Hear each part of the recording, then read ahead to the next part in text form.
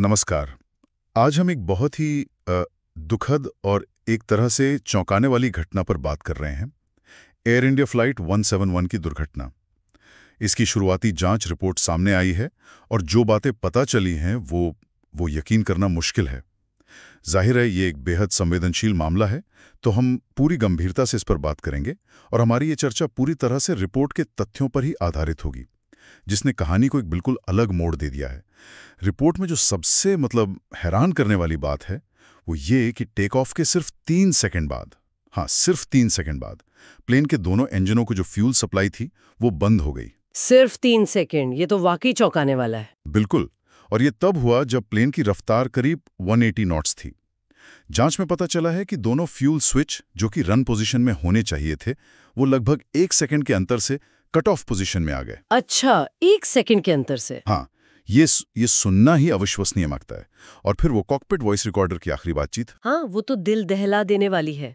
एक पायलट ने दूसरे से पूछा, आपने फ्यूल क्यों बंद किया?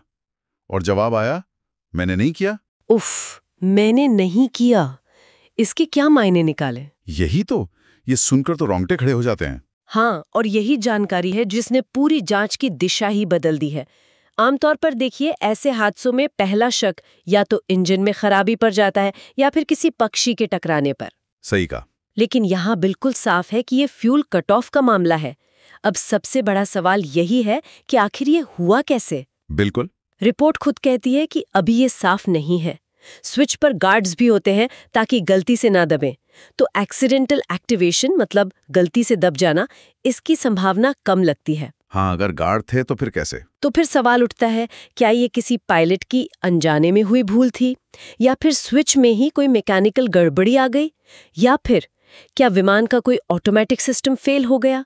ये सारे सवाल अभी तक अनसुलझे हैं। सही बात है। और इस जानकारी के बाद उंगली उठाना बहुत मुश्किल है, खासकर पायलटों पर। वो बातचीत मैंने नहीं किया, ये अपने आप में बहुत कुछ कहती तो है, लेकिन साफ कुछ नहीं करती। बिल्कुल, बहुत अस्पष्ट है।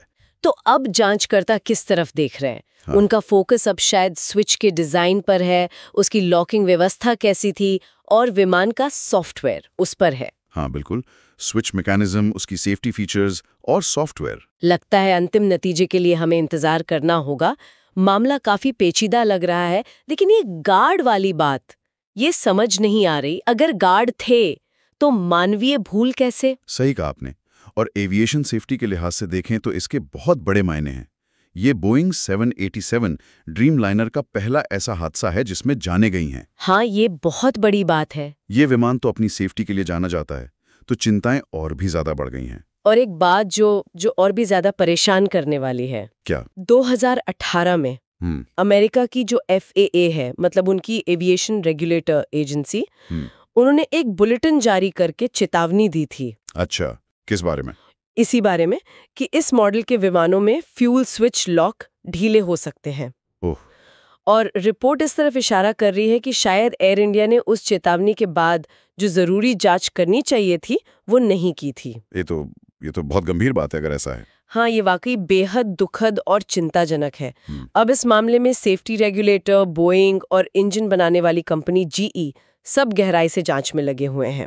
आगे क्या होगा, तो उम्मीद यही है कि कुछ महीनों में अंतिम जांच रिपोर्ट आएगी और उसमें शायद कॉकपिट में नए सुरक्षा इंतजाम करने की बात हो, या सॉफ्टवेयर में बदलाव की, या फिर पायलटों के लिए कोई नई ट्रेनिंग की सिफारिशें हो सकती हैं। और इस बीच दुनिया भर में जितने भी बोइंग ड्रीम लाइनर उड़ रहे हैं उन सब की भी सेफ्टी रिव्यू चल रही है। ये भी एक अहम कदम है।